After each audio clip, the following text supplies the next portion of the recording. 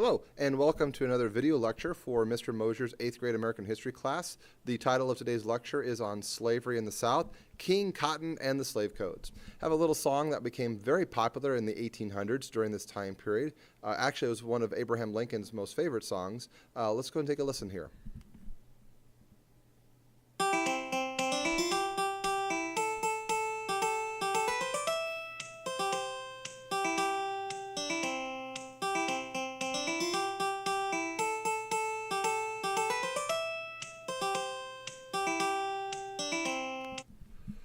Oh, I wish I was in the land of cotton. Old times there are not forgotten. Look away, look away, look away, Dixieland.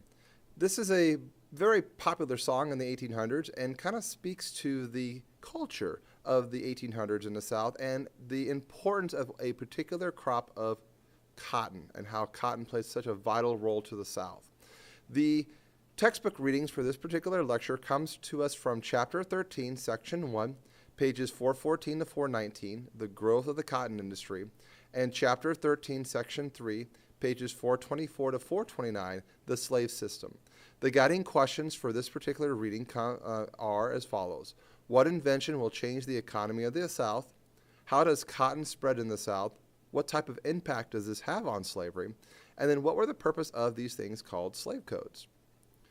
For a lot of Americans in the early 1800s and late 1700s felt that it was possible that slavery may at some point in time be abolished. It might someday go away.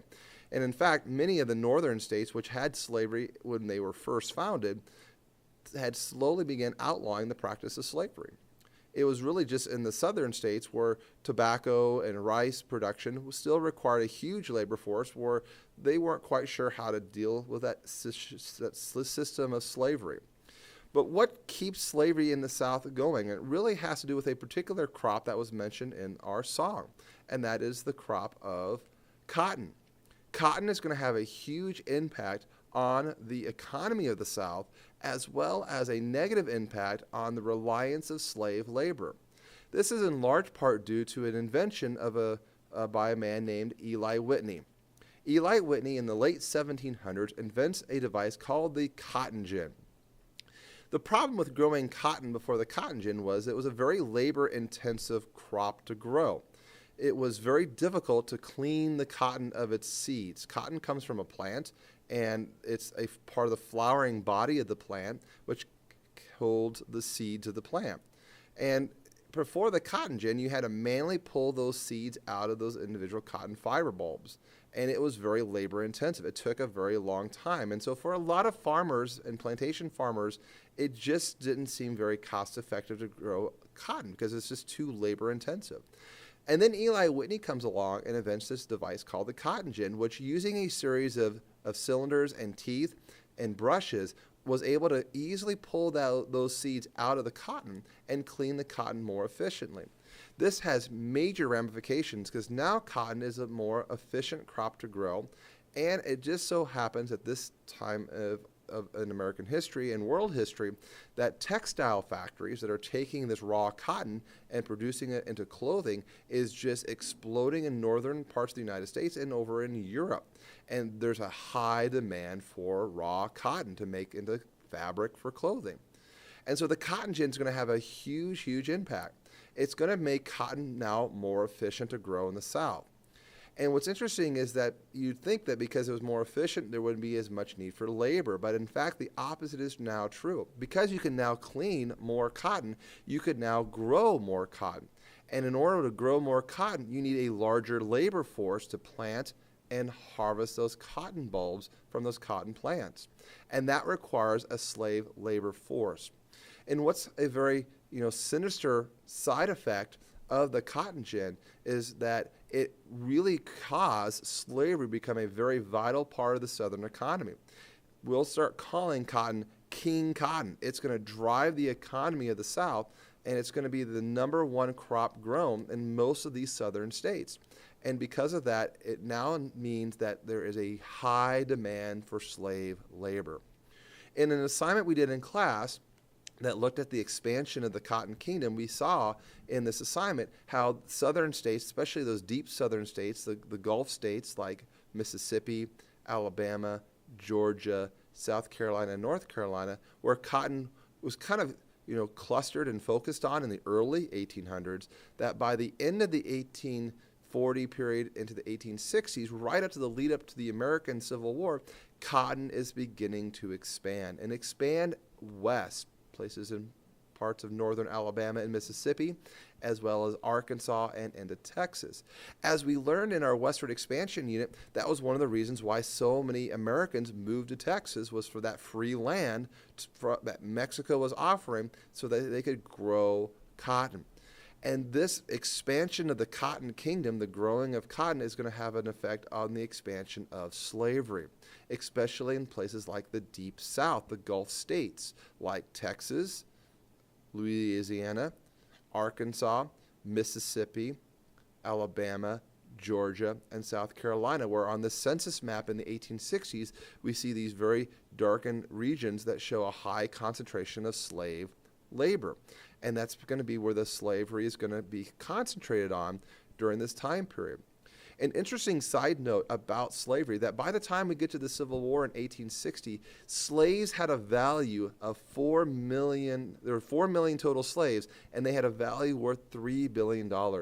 That would be today $10 trillion. That's a huge investment. And so slavery is going to become very, very important to the South's economy. It's going to be where a lot of the money is going to be focused on. The investment of these plantation owners or on the owning of all these slaves and the growing of the cotton product. So Eli Whitney's cotton gin, although it's a technological marvel that really makes the growing of cotton more efficient, it's going to have a very negative impact of increasing the demand for slave labor in the South.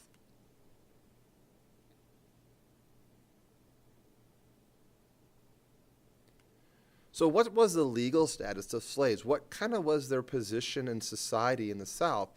Remember, slaves were defined as property. They were not seen as people, but as legal property something that somebody could actually own. And because it was property, under the law, slave owners really could do almost anything to their slaves.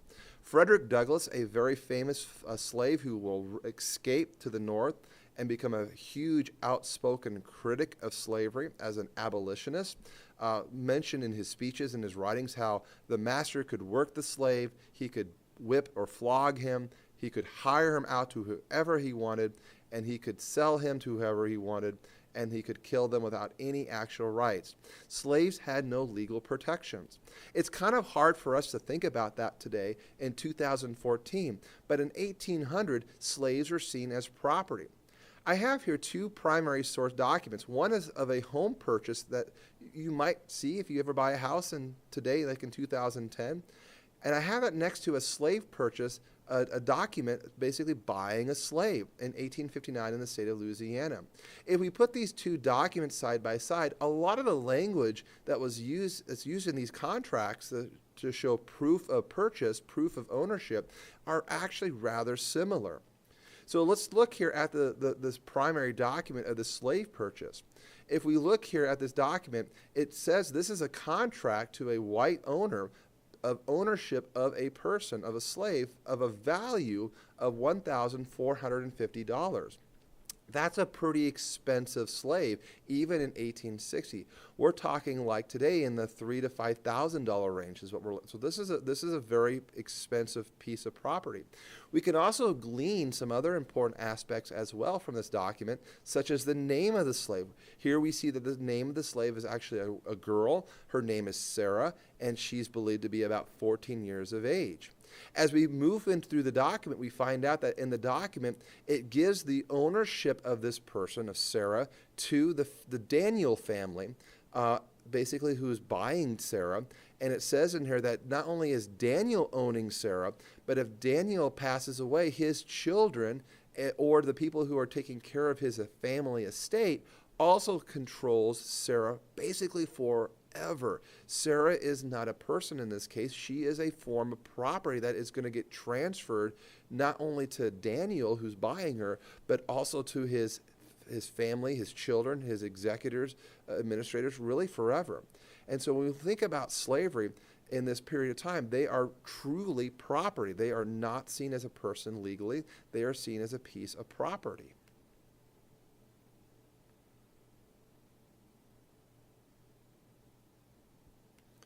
So how were slaves maintained? How were slaves controlled?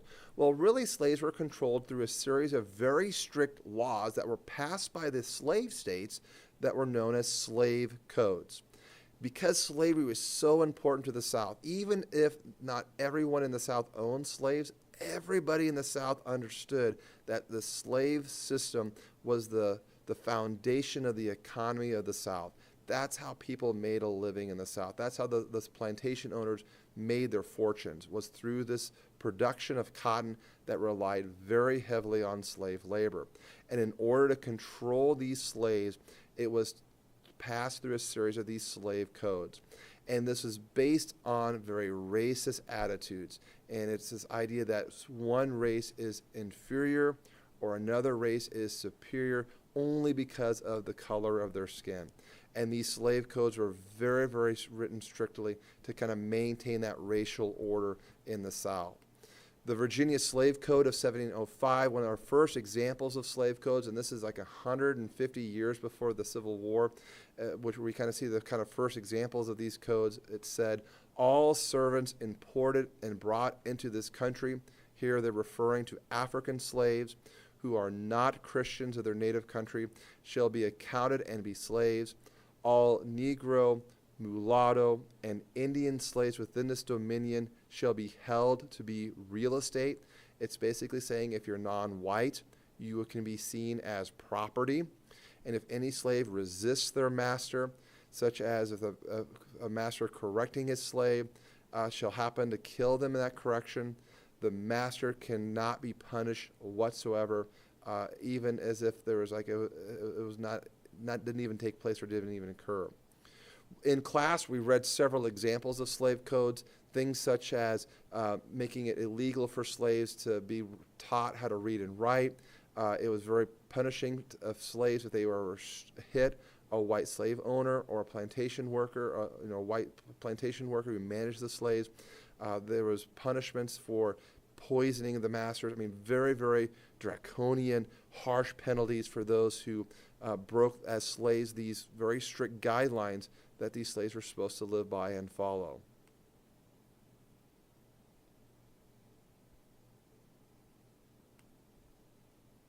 So again in class, we kind of read some more of these examples of some of these slave codes. If you didn't get a chance to read those slave codes, please check on Blackboard. When we think about slavery, this time period, it's a really horrible period in American history. It's really based upon those racial ideology and this idea of taking a person and breaking them down as property. And that was the Southern society, that was that slave society.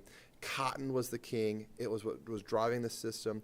The North is not innocent here because the North is using the slave-produced cotton to take that raw cotton and produce fabric and clothing in the northern textile factories that are kind of emerging at the same time period. So the North isn't innocent here, but it's definitely what's driving this period of time. I hope you had a good time, learning about the importance of cotton, the cotton gin, and the slave codes and controlling the slave population in the South. As always, if you have questions or need help, please see your teacher. Have a great day, and catch you next time.